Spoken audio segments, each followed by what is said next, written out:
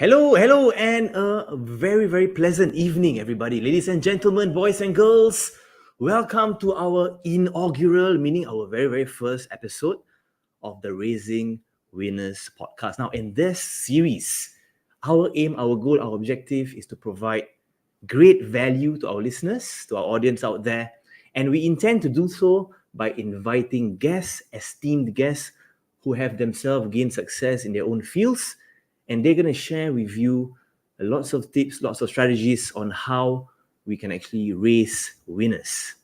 All right, and today's episode is about grooming tomorrow's champions. And here with us, our very, very first guest is Dr. Bibi Jan.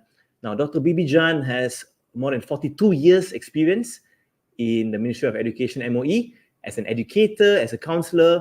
She was also awarded the BBM award from the government and a whole host of other accolades, credentials that she brings along.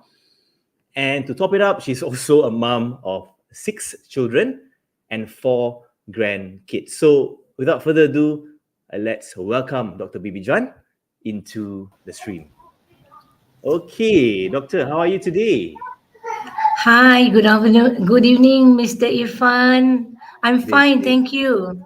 Thank you very much Thank for you. joining this show today, and we really, really appreciate your presence. And I'm sure lots of people can learn a lot from you today. And perhaps, Doctor, you can introduce yourself a little bit about your family, your background, your experience, and why we are even here today talking about grooming tomorrow's champions.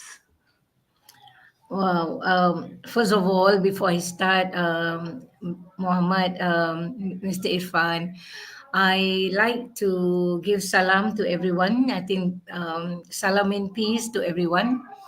And I would like to congratulate, I'd like to take this opportunity to congratulate Mr. Irfan and the team for this inaugural podcast series. And I thought it was wonderful that he has chosen the theme, grooming the champions, future champions. And I think we need this topic. We need to help our young ones to become champions in their own ways. So, honestly, I feel very humbled and honored to be invited by you and your team to share my journey here. And before I do some personal sharing, which I don't feel comfortable to share, but for the sake of Mr. Irfan, I will do as long as it benefits the audience. All I would right. like to take the opportunity to affirm every parents that they are part of this audience with us tonight.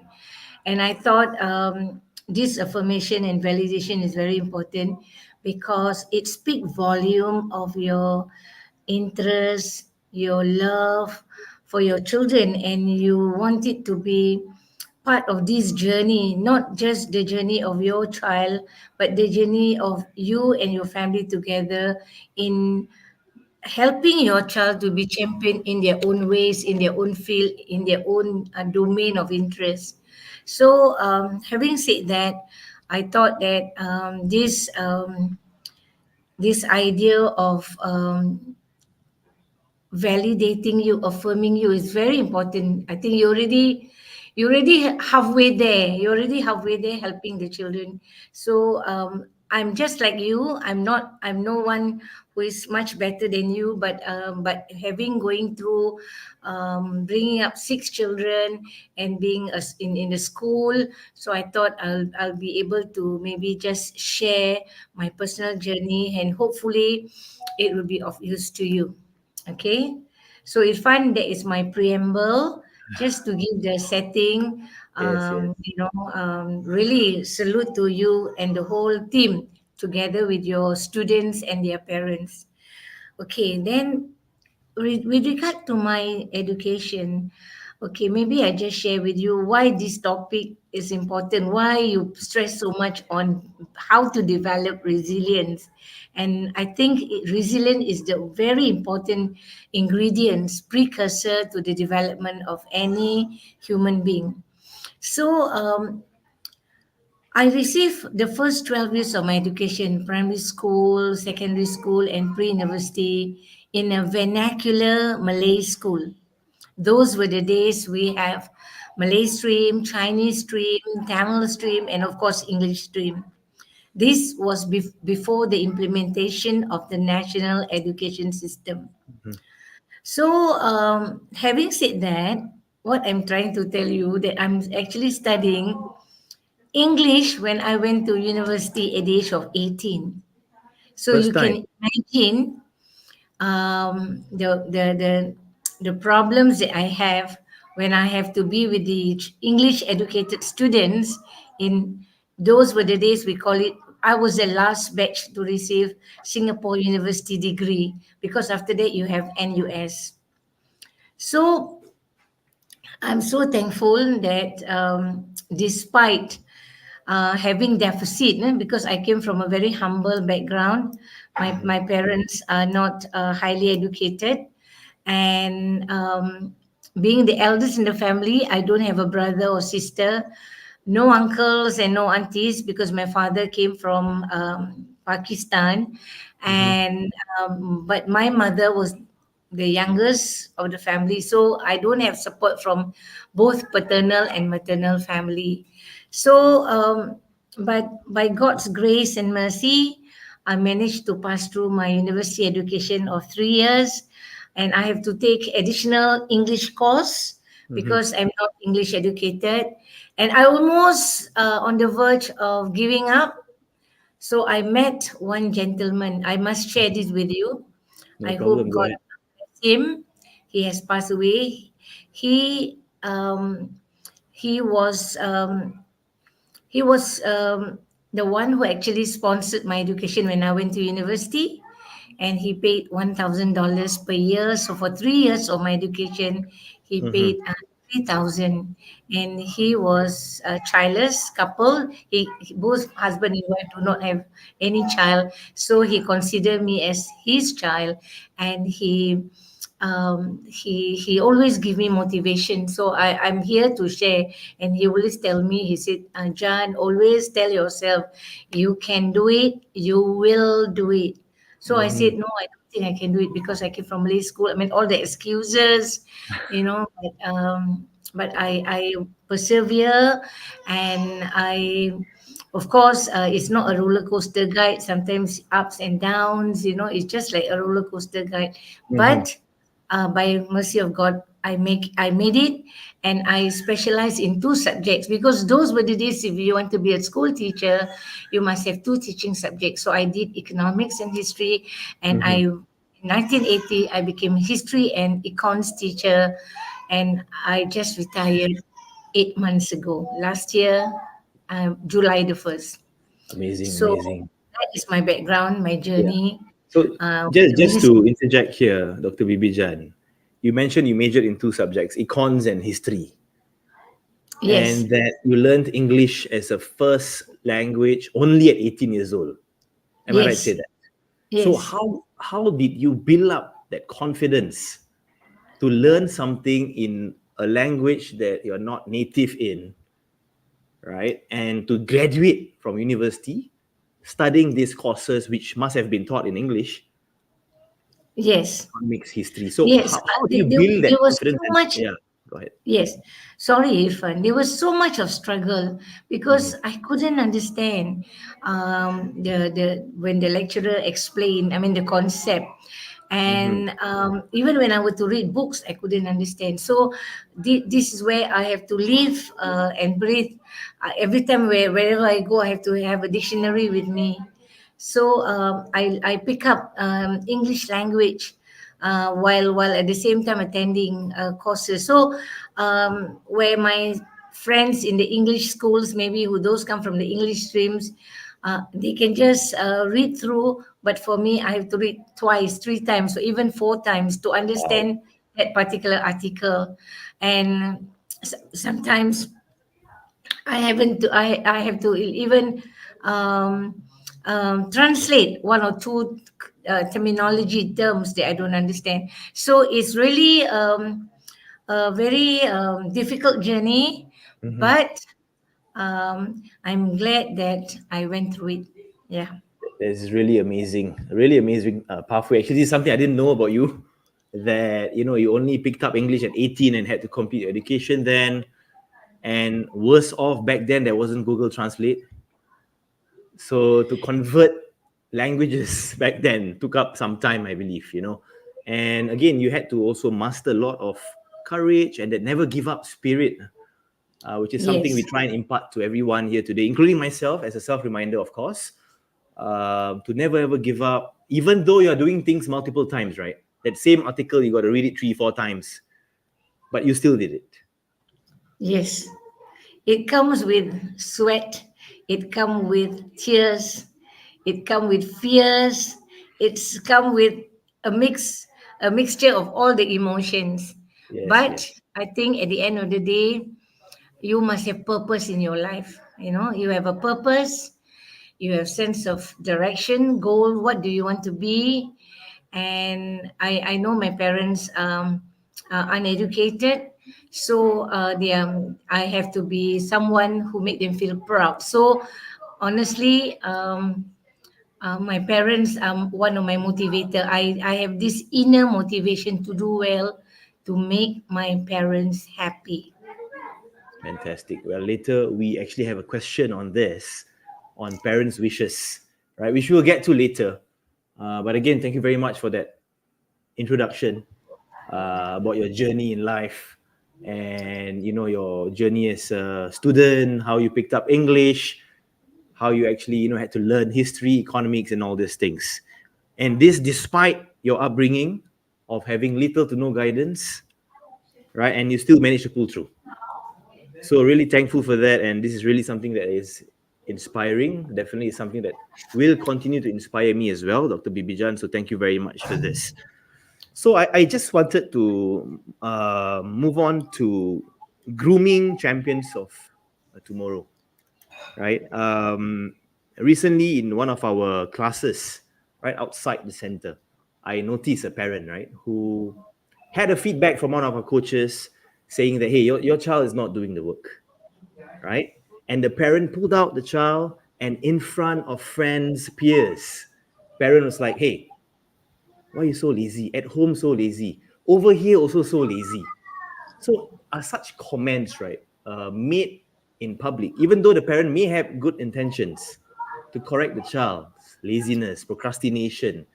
So it is such a comment made in an environment with friends, with teachers, something that parents should consider doing, or is this something discouraged? And how will the child feel? Perhaps the child may not express it, but I could tell from the expression of the child, right, the sunken face of the child, that he's probably down from the parents, the mom's comment.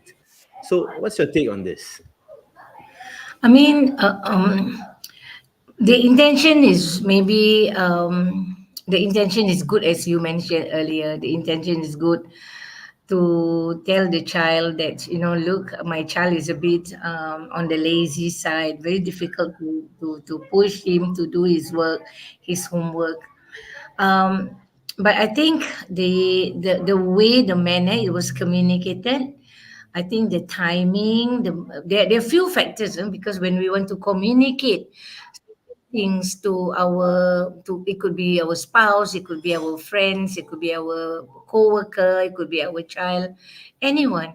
I think we have to learn the art of effective communication. um, I think we all have face, so to speak, so to speak. We all have face. And even children have face. I share with you sometimes, for example, we have students who are not able to come to school because the Mhm. teacher doesn't allow them to come to school because they could have lice, for example. Okay, so sometimes the teacher wanted to refer, for example, the child to see me. So Yes. this is where I have to be very mindful that Hmm. we cannot speak and have to address the situation in the corridor, in the school, public place, So Yes. I will sort of bring the child to the room and have one or two words with the child. um, Actually, a lot of time we adult think that I mean, maybe we are so used to this lingo at home. Hey, you are lazy. Hey, you are Mm-hmm. this. You are that. But sometimes in front of the even I'm guilty of that. We remember as my children grow older now. Sometimes they Mm-hmm. told me, "Mommy, last time you remember you said this, you said this." I say, "Yeah." Maybe that was a period where I was a bit ignorant. Yeah. So I mean, I did apologize. You see, Mm-hmm. so there's nothing wrong. We are human being. I Yeah. mean, mother is not perfect, father is not perfect, the child is not perfect, the teacher also is not perfect. Sometimes the teacher also, excuse me, madam, your daughter is like this, your son is like this in front of everybody. I mean, sometimes we are not mindful of the impact or the effect, the subtle Yes. effect that could affect the child, Mm-hmm. that could affect the person. For some person, well, you can say anything, it doesn't bother me, it doesn't rattle me. I'm not affected by whatever you say. But 95% of people who are Mm-hmm. very easily affected. So this is where I think, I mean, not just about having positive labeling or negative labeling, you know. So, but more on negative labeling. Positive labeling is okay. For example, I say, yeah, yeah, my child is very good. You know, I Mm-hmm. mean, he make sure that before he goes to sleep, he will complete his homework. Then there is a time for the mother or the father to validate, affirm the child, and the child feel good because my parents are affirming me, Yep. and you know, and first they notice about me, and they second they affirm me, and then the third one they affirm me publicly. So Oh. in that sense, I will not be able to, I will not do anything that will be not incongruent with what they say. But Mm. if it is negative labeling, we try not to lah. But sometimes we can help. I mean, as I said, we are all human beings. I will not blame the mother or the teacher or the child themselves. But I think this is an ongoing process where we learn how to communicate effectively. I think, for example, like what you are doing now, podcast, it's very difficult to tell the parent and say, look, sir or ma'am, you have to do this, you have to do this. Excuse me, who are you to tell me what I must do and what I must not do? That's true. But having this kind of casual conversation, you know, is really non-threatening, non-intimidating, psychologically safe, emotionally very safe for the child, safe for the person, you know, who received the remarks, you know. I think that will be helpful. Yes, yes, yes. So again, going back to the point that the child himself, he has face value lah. So and Yes. if we were to put negative labeling on the child in front of an audience, that's where it may not be so beneficial, and in fact it may be detrimental, even though the intention is good, but the action may not match that particular intention and the desired outcome as well. I However, think what I they're think saying is, yeah, sorry, go ahead. Sorry, Irfan. I think there's a saying, you know, that whatever that we don't like people to do on us, we don't do on people. So that Yes, also certainly. affect. I mean, that also will. We are also targeting at even children. We cannot assume that children have no emotion, they have no feeling. You know, Mm. they are okay. That doesn't mean that they are not responding. They show numbness or Mm-hmm. they are quiet. That means they accept it. You know. So Yeah. again, we are making a lot of assumption here. Yeah. So Yeah. wait, when you say not responding, right? They may be internalizing instead, and it comes back Yeah. later on in a response. And I think you Yeah. you just mentioned earlier that we all make mistakes, right? And your children said to you, like, hey, mommy, you told me this last time. So perhaps they may not respond immediately. If we were to be negative labeling them, internalize will be there. They will internalize the statement, and then perhaps much later on, it may come back to them, or in the form of certain behaviors or attitudes or words, perhaps. Yes, yes, I do agree with you. Yes, and that is more difficult when they internalizing it because they are not manifesting any their Mhm. disapproval or their frustration.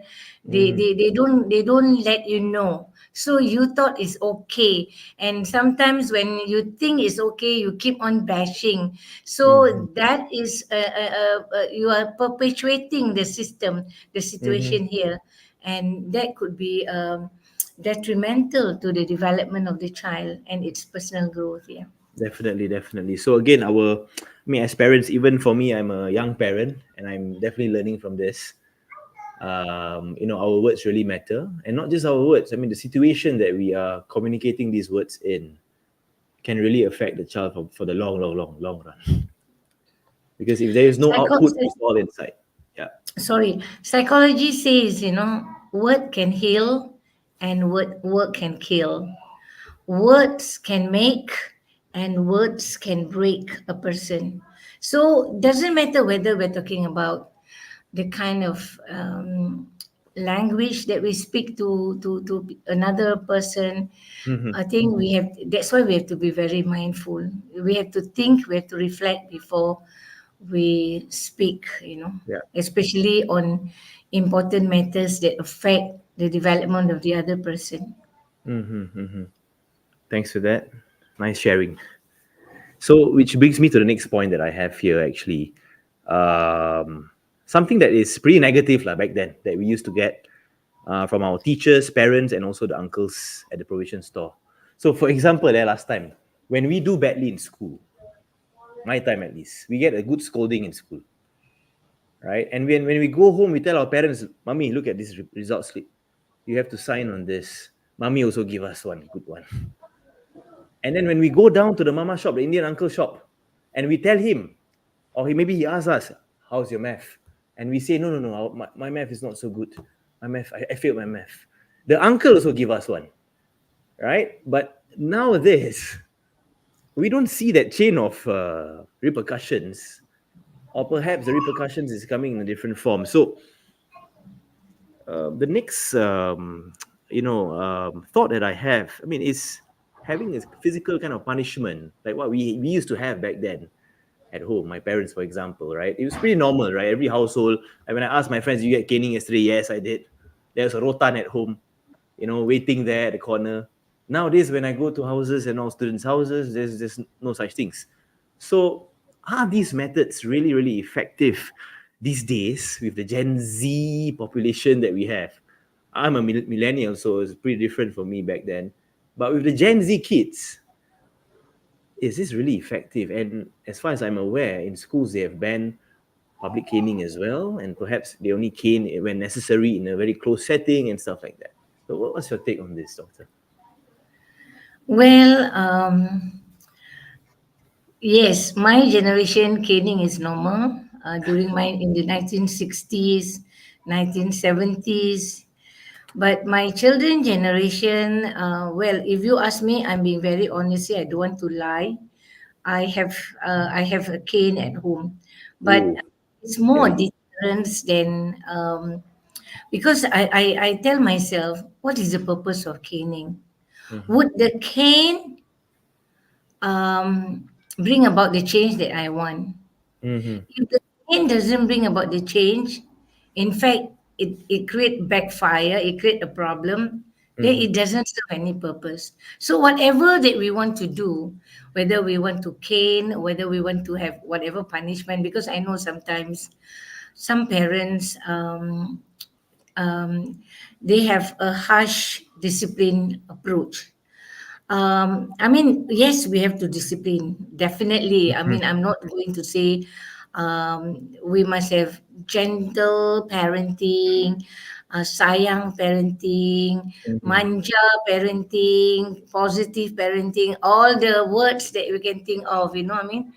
Yes, but at the same time, I think before you decide to have anything, you have to make the child understand Mm-hmm. why, what is expected out from them, and what will be the consequences if they don't meet whatever that you want to uh, put it across to them, Mm-hmm. because um, let's take anything at our level here. I mean, for example, if the government wanted to do something, they would normally give us ahead of time in terms of what are the policy. They give us the rationale, the reason. They will have a series of dialogues or whatever, just Mm-hmm. to in, to communicate, to make sure people understand the reason. Likewise, at the micro level, within the context of home, parents between husband and wife, they must try. Of course, we are all different individual. We have different expectation. We have different set of values, whatever. Mhm. We must try to reach some semblance of consensus, because if there is a consensus and these are being told to the children, and I mean, for example, in my case, I have 6 children and I have to communicate to them very clearly what is appropriate and what is not appropriate. Once they know, and I tell them, once you cross the line, Mhm. boundaries, parameters must be clearly. Sometimes you speak once, they cannot understand. Second time, third time, fourth time, still sometimes they are not able to understand. Sometimes they cross. So this is where we have to teach them, Yes. because if we don't teach them and we are just talking to them once or twice verbally, Mhm. that we all are different learners. Some of us listen once, we can understand. Yeah. Some of us, you can tell us 10 times, we cannot understand. You have to put in a kind of a kind of a reminder and put it on my wall, on my bed, Mhm. somewhere near the whiteboard in my room. Then that will sort of trigger me to remember Constant this. reminders. Yes. My mother was, because some of us are visual learners. So again, Mhm. different people, they have different way of learning, Mhm. or absorbing whatever that we want to teach them. It could be instructional Mhm. program subject matters, or it could be value that we want to teach them. So I think we have to tell them first. If we have told Mhm. them and ask them whether they understand or not. This is what I did with my children, because Mhm. I negotiate. If you don't want, for example, I give you an example. I Yeah. mean, for me, I have 5 girls, 5 daughters. It's not Wow. easy to bring up 5 daughters, for example. I mean, children being children, they are in the government school, they are in the Western secular school. I mean, Mhm.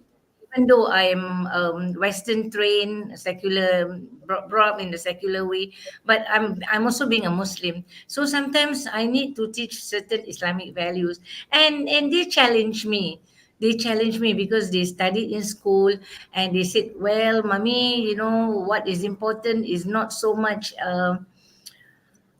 Forms, outside, external. What is important is internal, the substance. There's no point trying to do this, and when we internally are not being congruent. I mean, they're smart enough, they're kind enough. So this is where, if you have children who are able to talk, who are able Mhm. to have dialogue with you, who are able to have good quality conversation within the family, that itself is healthy, because we Mhm. want to promote healthy dialogues, quality Yeah. discussion with the kids. So when they grow up, you find that these children will grow up intellectually very enriching individual, because you have nurtured this quality dialogue since young. But Yep. if And, you and, and this have this dialogue, Dr. Bibi Jan. you have this idea, my way or highway. I'm the mother. I am the father. I decide. This is my house. You eat Mhm. my rice, whatever I decide. And that itself, I think we are putting a wall, between us and the kids. So I think, again, go back to the idea of communication. It's not about shall do can we cane, or should we spare the rod? I mean, that's not the issue. The issue is, what is the purpose? Does it Mhm. serve the purpose?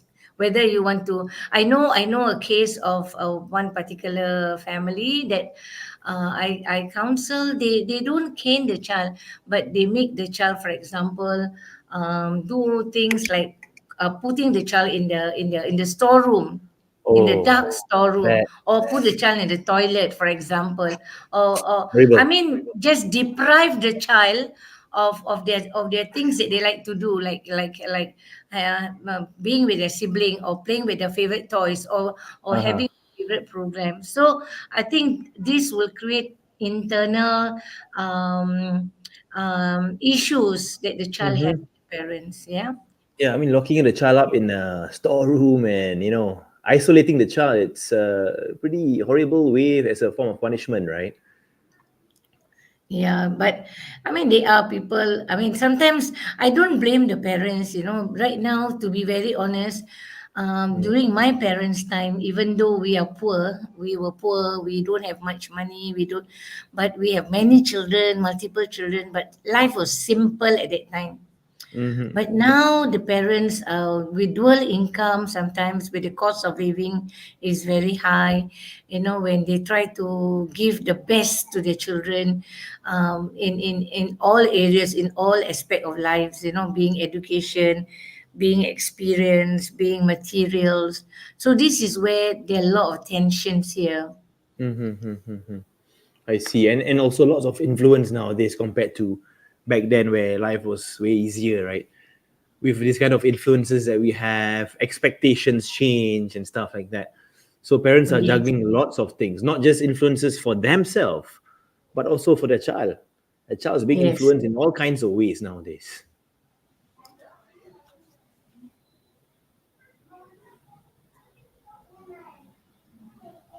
Okay, I think we have some questions here, Doctor. I'm not Okay. sure whether you can see those questions. We'll get back to the questions in a while, all right, because we still have like a little bit more discussions to do before we address some of these questions that is coming on through FB, IG, and YouTube.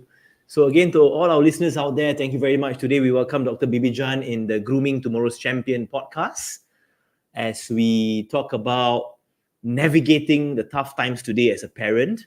Dr. Bibi Jan is a mother of six and a grandmother of four, and she has spent more than 42 years in the Ministry of Education system as both an educator, counselor, and she's seen lots of families go through her work span. And today she's sharing some of her experiences with us, which now brings me to the next point. Now, as an educator myself in the tuition industry, I do get a chance to also interact with lots of families.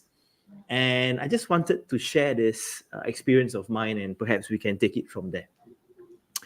So, a couple of years back, I had this very, very smart boy from one of the elite schools in Singapore. And he was doing O levels with us, GC O levels, preparing for 8 or 9 subjects, I can't remember. And he did very well for the exams. So mommy was like, okay, Ali, let's call him Ali. Since you got all these distinctions, why not you just go to this JC, to this junior college? But the boy was really super hesitant about this. He doesn't want to do that. He wanted to go to another pathway altogether, to the polytechnic pathway, do a diploma. So what happened was the boy eventually chose the JC pathway just to avoid disappointing his mother. Right? But again, at that age, he already knew what he sort of liked, he's passionate about. Perhaps some of his friends has been also influencing him and stuff like that.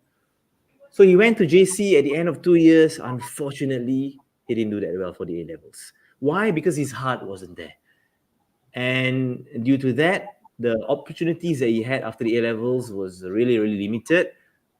And then, his pathway is now very, very messy. He had to go and retake his A levels and stuff like that. So just wanted your take here, like, which is more important, right? To love studies on your own, or to fulfill your parents' wishes, or perhaps a blend of both? What's your take on this, Doctor?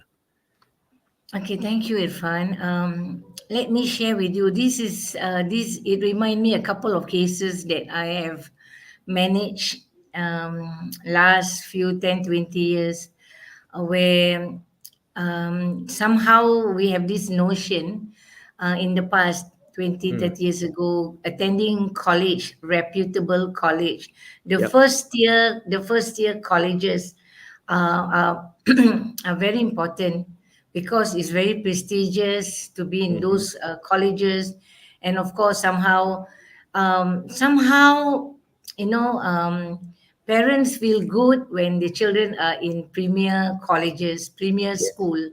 certainly. In the past, people are talking about the car that you drive. That's an indication of your socioeconomic status. And Mm-hmm. then they're talking about the home address that you live, which part of Singapore that you live. But later, now they're looking at which schools that your child is attending.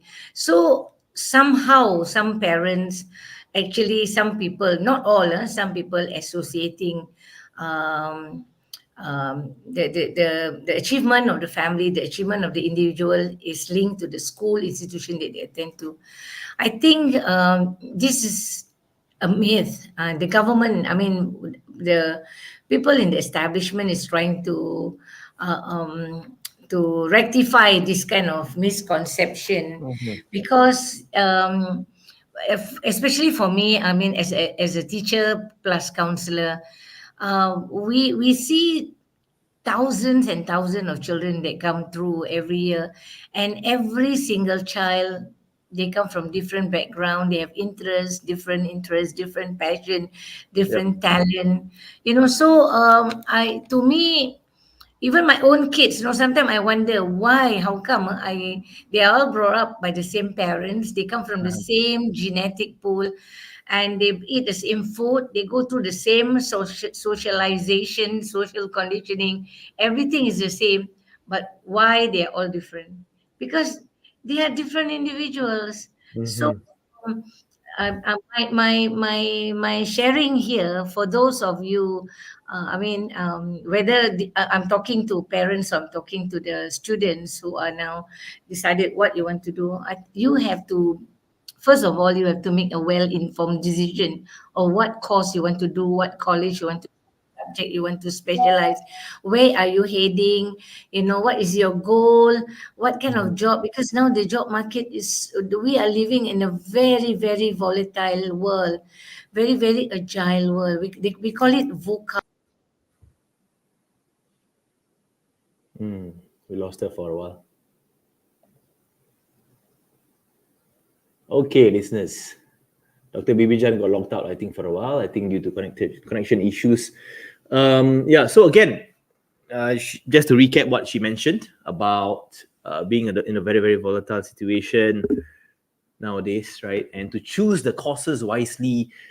That experience I had with the student named Ali, and again, fictitious name, not really his name, um, was really, really a negative experience that I had to go through because, yes, he did well for his exams, but he didn't want to pursue the JC path, right? He wanted to go ahead and, do a polytechnic course in mass comm or something like that.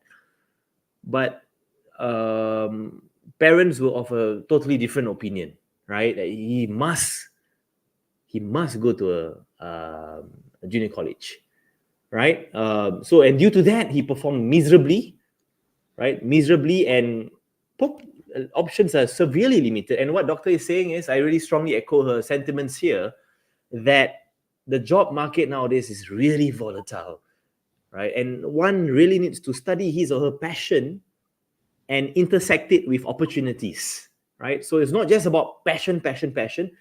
I believe it's as equally important to also look at the opportunities that lies ahead and see where is your passion intersecting with opportunities in this VUCA world, as what doctor is saying, right? And that intersection is something that needs to be studied.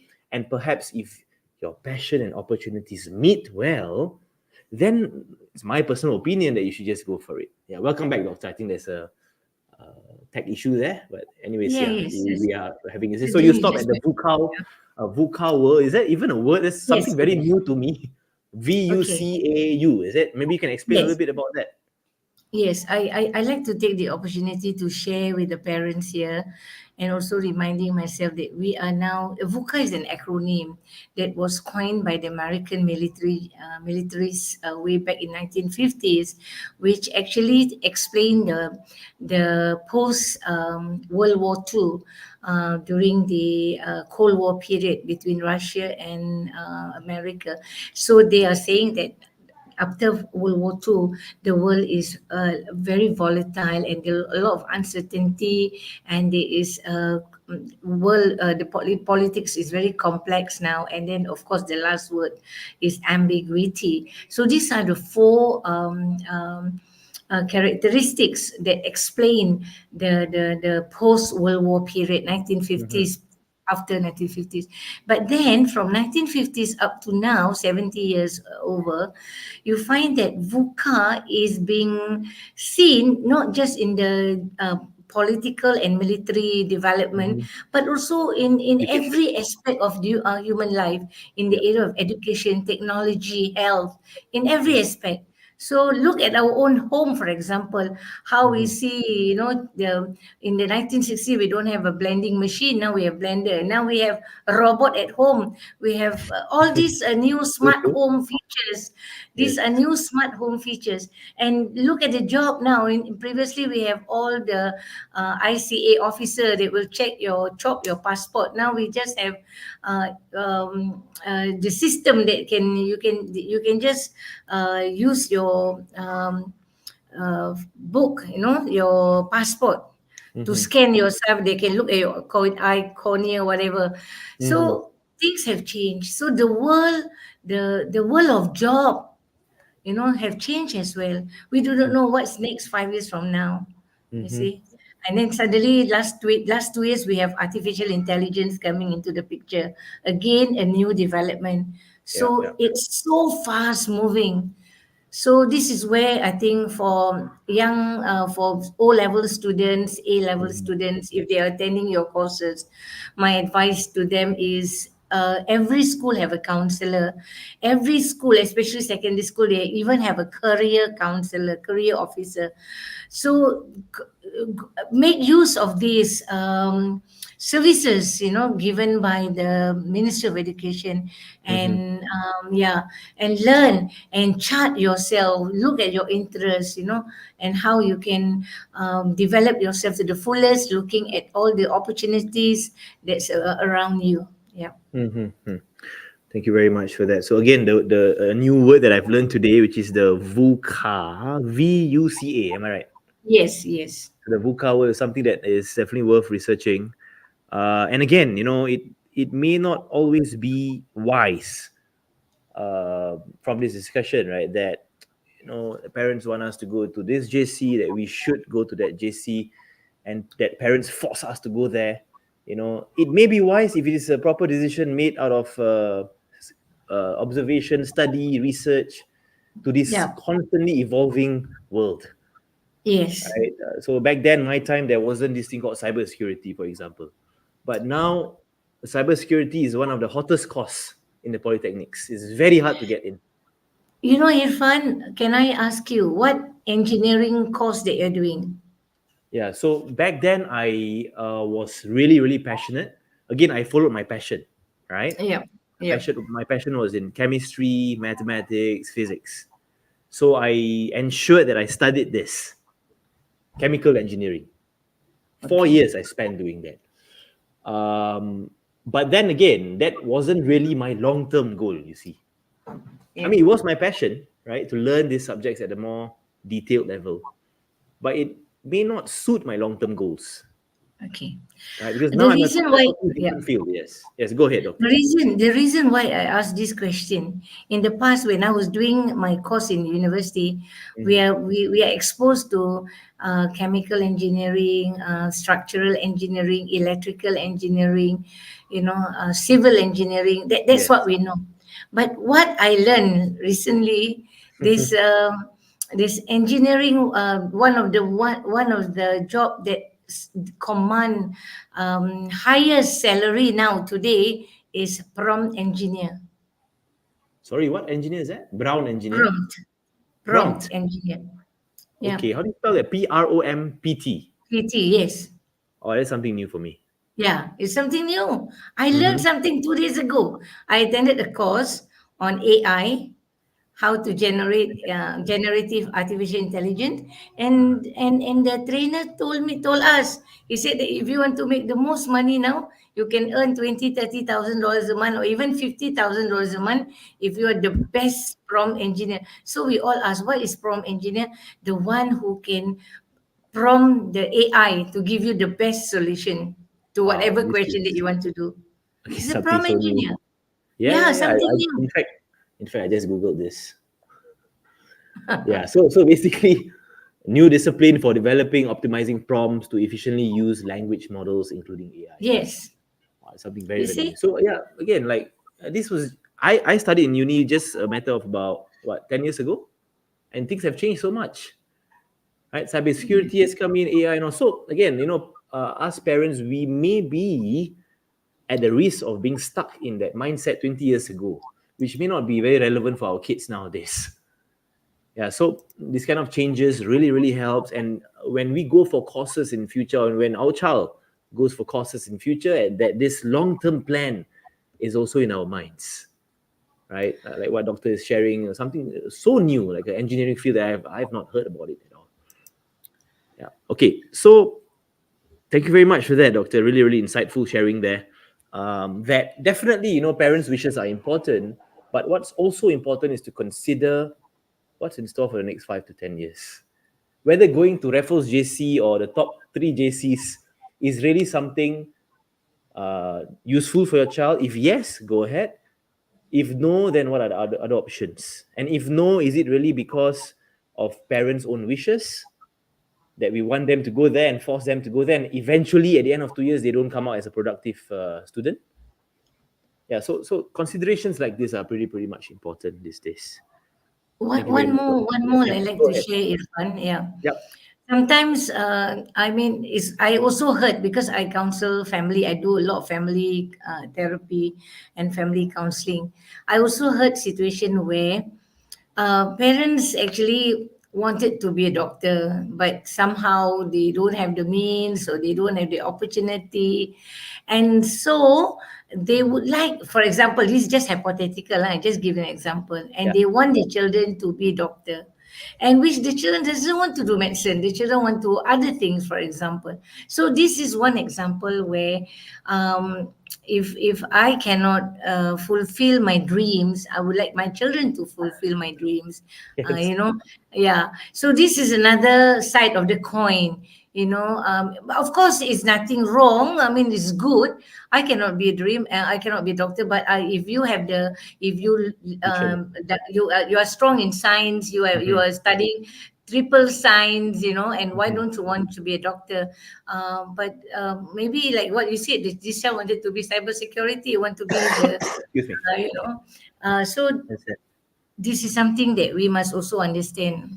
Yeah. Yep. So again, goes back to the dialogue, right? That you encouraged the Yeah. dialogue since young, for the child to open up a little bit about themselves, what is their Yes. passion and all, and such things. Many students nowadays, they may be lacking in this open communication on what they like, maybe what their peers like as well, is something that they should discuss with their parents, and then from there come up with a proper firm plan on their studies and all in the future. Yes. Yeah, great. Okay, so I think we can sort of wrap it up with one or two statements here. It's been a pretty enriching discussion over the past almost 1 hour already, so fast. Very fast. Time flies, huh? So we were speaking about protecting child's face value. Every child has a face value, right? Not just adults. A child also has emotions, has feelings, and if they don't respond to your negative labeling, they may internalize it, and later on it may manifest in other ways. All right. So whenever there is a need for correction, perhaps this can be done in a private setting first, and things like that, and also to have open communication from the start, right, from a very early age, and that fosters that habit of talking to each other. Can I add one more point? When you talk about this, I think before we can even foster communication, we must develop a very trusting relationship among the family members. I want to highlight this. Trusting relationship is very important. That's fundamental. If there's no trust between spouse and between children and parents, between among the family members, I find it's a bit difficult because that trust bring the genuine, authentic connectedness, a strong bonding. So for example, if I say, look, I don't want you to go out with so and so at this late hour, so Mhm. the parents, the child will know, oh, because I think I know my parent is a bit kiasu, is a bit worried about this my safety, Yeah. so Yes, they may question. They may question. "Oh, this is Singapore. Why you worry? Mm-hmm. 10 o'clock, 11 o'clock, still MRT is still functioning and all that. And Yeah. don't worry, Grab is okay. It's quite safe. But I mean, for parents, um, we are different. We I mean, we are not being overprotective, but sometimes that's why I feel that a trusting relationship is the basic ingredients Yep. that gel up the whole entire family, so that once you have that, then even when I tell you, okay, look, I want you to focus on this, or I think you should do this, I think you should consult your teacher first, or I think you should go and see your counselor. So Mm-hmm. there is this understanding that my mother or my parents are interested in me. My parents, the centrality is in me, my well-being, rather than their well-being. So these are the things that we don't normally openly communicate and talk and tell Yep. my children. I don't tell my children, look, I'm child centric. Okay, I'm look at your interest. I mean, you Mm-hmm. don't repeat this 100 times at home, but once you tell the child that there are certain things that you don't compromise, Mm-hmm. in relationship. Like for example, studying. I mean, so far I'm very thankful. I don't have situation where my kid don't want to go to school. Even at this stage, they still want to learn. They still want to Exactly. develop themselves. I think that is something that I think I have instilled in them since young, and they still want to learn, because we wanted to promote that lifelong learning is a culture Mm-hmm. that we have to embrace. You see, and you don't learn for the sake of learning. So again, I mean, if you give me the opportunity in our future discussion, we can Yep. unpack Yeah. the concept of education, because Yes. when people talk education, people limit the education to our formal system, Qualifications. PSLE or primary school, PSLE, and then O level, N level, then after that A level, then poly.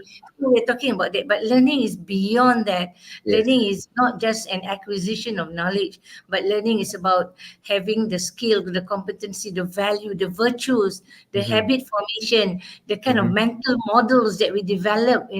These are all that the process that is very important. So yeah, that's why I said I salute you and your team and your student as well, their parents, because the fact that they come for your enrichment class, tuition class, additional class, that speak volume of their interest. They wanted to improve themselves and bring and excel and be champion in their own field. Yeah, yeah, definitely. Thank you very much, Doctor, for that last bit of advice for everybody, which is to nurture the trusting relationship so that, at the end of the day, we can get things done pretty much easily compared to others who do not have that trusting relationship. We can also get to know about our child a little bit deeper as well. Yeah, I think today's discussion is pretty much detailed, in depth. So those who have joined, really really appreciate your time here in the middle of the night. Today is what, Thursday night. So thank you very much for your time today, and I'm going to open the floor for some questions, some comments. In fact, we have one or two already from Facebook. So we will address this as well, Doctor, and I will also chip in as well when I can. The first one from Miss Audio, who asked, what advice do you have for a single mom taking care of a ADHD child? So I believe ADHD is a condition that affects her child and or a child. Basically, it's an attention deficit disorder. Yeah. So perhaps, Doctor, you being a counselor for many many years, you have seen students as such with such a challenge. Could you shed some light on this advice that you may have? Okay, thank you. Thank you to Audia, right, for the Yes. questions. Okay, ADHD is a continuum. Okay, normally when people, a child have ADHD or dyslexia or autism, normally it's a continuum. It could be 10%, 20%, 30%, or it could be maybe more severe. So it depends on the kind of level that the child is being diagnosed. I'm Mm-hmm. sure the fact that the child is being diagnosed as ADHD, that means I would assume that you have gone for assessment, Mm-hmm. psychological assessment. Okay, now I mean, honestly, single mother is very challenging. I must say, we cannot. I mean, you have to play a double role here, and with the child's condition, this is where you have to get sometime professional help in school. Now we are quite lucky in Singapore context. We have special need officers. We have school counselor. Please work with the teacher. I have handled one case. A child with severe autism, but the mother actually gave up her job and took up a course on how to handle autistic child, and the mother was able to give the support until the child did. Those were the days where PSLE was, they have a score, right? Not now banding. So those were the days they have 200. So she managed to get 256, way above the normal children. So Mm-hmm. but then when the child come to secondary school, this particular mother work closely, collaborate. The word is collaborate closely with me, with the form Mm-hmm. teacher, and how to help the child. And finally, I know the child went to National Junior College and Wow, university, amazing. and now working. So actually, sometimes we have this fear, because we are not aware, we don't understand. So Uh-huh. when we don't understand, we have this fear. And there are people tell us a lot, and sometimes when we go into this internet and we try to do our own personal research, so we get more information. Now again, if the information help us to manage, fine. But if the information is so overwhelming that we are not able Mm-hmm. to manage, then my advice is, please work with those professionals, who can provide the support. There's nothing wrong. My own children also have conditions. If I were to tell Mm-hmm. you, six of them, every one of them, they have, all of them have dyslexia. All of them, not one. It's a matter of degree. Some have 40%, some have 60%. Mm. Have asthmatic from young. They've got childhood asthma, and their lung functioning is 40%. At time they have to go to hospital, and every time they have a PSLE exam, I'm getting very worried because I don't want to pressure them. And then Mm. some of them doing extremely well, and some of them are, So this is where even among the children, they themselves feel, I want to be like my own sister, my elder sister, but I cannot. I'm restrained. I having this physical constraint, intellectual, mental constraint. So among them, sometimes we don't verbalizing it, and sometimes we verbalize it. Accidentally, Mhm. we say, "Look, don't be lazy. Try to be like your sister." You see, and the teachers in school also make the same remark. Is it your sister? How come your sister is different from you? And these are all communicated in front of the whole class. So as I said, we are all human beings. So this is where we have to be resilient.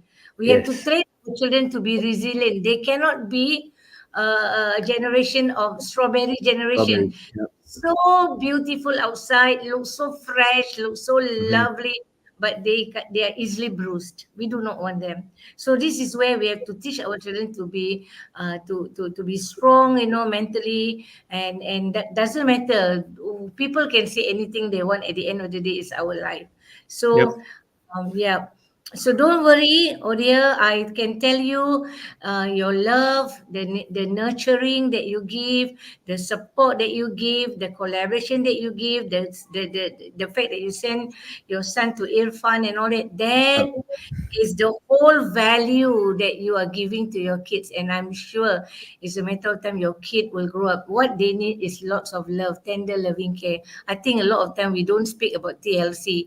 Mm-hmm. We speak about PSLE, we speak about everything else, but we don't speak about TLC, tender loving care. But of Yep. course, the tender loving care is, don't go excessive lah. I mean, when I say tender loving care, doesn't mean you please do, just give in to the kids. You let the kids control you rather than we Wow. control the kids. Yeah. So don't go to the extent lah. I mean, we Mm-hmm. all know we use our discretion lah. Okay. Thank you. Yes. I Thank hope you I very much answered. for the response. And again, you did mention about the close collaboration with the school that mummies needs to have. And nowadays, the support is quite intense in the school as well. Yes. Lots of help and all that we're given. And again, not to be too overwhelmed with the information online. Sometimes it leads to paranoia even. especially if the information doesn't help and leads to information overwhelm and stuff like that. So again, consult the schools, work hand in hand with them. And you also mentioned to have TLC with these kids. Very important. Of course, it's like a tugging kind of thing. We cannot just always TLC, and then we forget that they should have that respect for us as well, amongst other things, of course. There's one more question. This one, I think I will try my best to address from Suvina Gopinath, asking for time management tips for kids taking the major exam. So I view this as, I'll just give a story here. Let's say, for example, a student does homework. All right, that student will never, or very, very little chance for that student to feel nervous in the homework setting. But come examination, same question comes out and the nerves comes out as well. Right? Why is that so? It's because at home, when we're doing the homework, we are very much conditioned. Right? The conditioning is already there for so many years. We've been doing homework at the same table. We have seen the same clock. Okay, I need to finish my homework by 9 o'clock today. Right? But that conditioning is absent when the child is doing exams. Right? Exams is pretty much doesn't happen so often, and the conditioning, the chance to condition the child may not be there. So my suggestion for this is that if you're preparing a child for an exam, that you try and condition the child, remove all the clutter, number one. Number two, put a stopwatch, literally invest in a simple stopwatch, put it right in front of the child and time the child. So that way the child is accustomed to the time limits of the examinations. And this is a very simple practice that I often encourage my students to do, because the problem with the exams is that very big clock in front. There's a clock in front that goes on and on and on, and the students don't know how to manage that 30 minutes that is left. But if we put a stopwatch at home, right? It's not an exam at home, but I'm going to put a stopwatch here to train you, because in the exams, you're going to see the same thing, right? You're going to see the same clock, same time frame as well. Yeah, so again, stopwatch, invest in a simple one, $2-3 is good enough. So I really, really hope that that addresses your concerns. So I'm going to open the floor to maybe another one or two more questions, and then that's it for today. Miss Siti Zaida from YouTube is asking, hi, Dr. Bibi, how do you raise a child to be resilient in nowadays generation? By the way, I'm going to just pause for a while and just mention, those who are on IG, the stream may be interrupted because IG only gives us 1 hour. And now we've exceeded that 1 hour. So if you are still wanting to listen in, head on to our Facebook page or YouTube channel to post your final questions. Yeah. So Dr. Bibi, the question is there on how do you raise a child to be resilient, a Gen Z child, I believe, to be resilient in today's age. Okay, thanks, Irfan, for our Aida, right? Miss Siti Zaida. Siti Zaida, okay. For me, Siti, I think we have to understand. Different people see resilient differently. But for our benefit here, I like to share with you that resilience is the ability for us to withstand and to address, to adapt, to adjust, to whatever situation that we are having, especially if we see any perceived failure, disappointment, rejection. These are some of the situations that could affect us. Then how do we actually manage all this situation and bounce back? And I must tell you, in my experience working as a mother at the same time as a teacher, we have kids coming back and tell me, even today, I just last few days, I was doing volunteering work with a group of children in secondary 1, secondary 2, and P6. And I asked them, because I've left school 6 months ago, 7 months ago. So I said, is there any form of bullying in the school now? Secondary school, huh? And they said, of course, Oh my. bullying is part of our school culture. This is Culture, my goodness. yes, I think to say. because they said that even though the school is actually doing a lot of things to address, but sometimes people are making remarks very loosely. For example, and this particular one is an Indian student. He said that, I mean, in the past I was being called all kind of names, all kind of label, negative labeling. But now Typical. they look at me because I think the school is quite strict about bullying and all that. So they use coding. I was shocked. I said, what? How come you use coding? So coding is like, um, are you are like being in the in under the bed. That means you are dark, like being in the bed. I mean, not being tell you are dark, but you are in the bed, some under the bed, something like that. So it's they are giving insinuation. You Mm-hmm. are dark, like being under the bed, something like that. I was like, I said, my God. I mean, I didn't know because I've left secondary school 7 8 years ago. So I was in primary school for 7.5 years. So I didn't really uh, get to hear the latest development, in the school. So when I was having conversation with the kids, so what I'm trying to tell you, Siti, that children experience all kind of things, Mm-hmm. failure, and they also don't want to lose faith with their peers, and the peers do this, the peers have the latest handphone they don't have. I mean, all these kind of things to us is a petty lah. To us, we Mm-hmm. adult. To us, we train them. Hello, don't be petty. Yeah. I always tell my children, only people who have petty brains look for petty things and make petty complaints. So you can be petty unless you want to be, you want to show that you have petty brains. So these are Mm-hmm. the things we have to teach our children, because our children can be easily affected by one, two remarks made by their friends, by their teachers, or by anybody that is significant to them. So how to be resilient? I think in order to be resilient here, whether we're talking about physical resiliency, recently one child told me they have this case where they wanted to go to DSA, and to get into the school of the premier school, he Mm-hmm. has to take soccer, but Mm-hmm. CCA is hockey. So now he Oh, has to do two CCAs. in order to stay in that school. So Mm-hmm. I mean, there's a limit to your physical strength. You see, how much can you do? So, I mean, there's a good thing now with the multiple pathways to school, with the DSA, direct school admission, and all that. Yeah. But there are also other challenges. So this is where the resilient come, because resilient is critical to student success. I'm not talking just academic success. The Mm-hmm. functioning, basic functioning of the child is actually depending on how much the child can be strong, is able to persevere, and willing to take whatever problem that they're having. Thank you very much for that, Dr. Bibi Jan. Yep, sorry.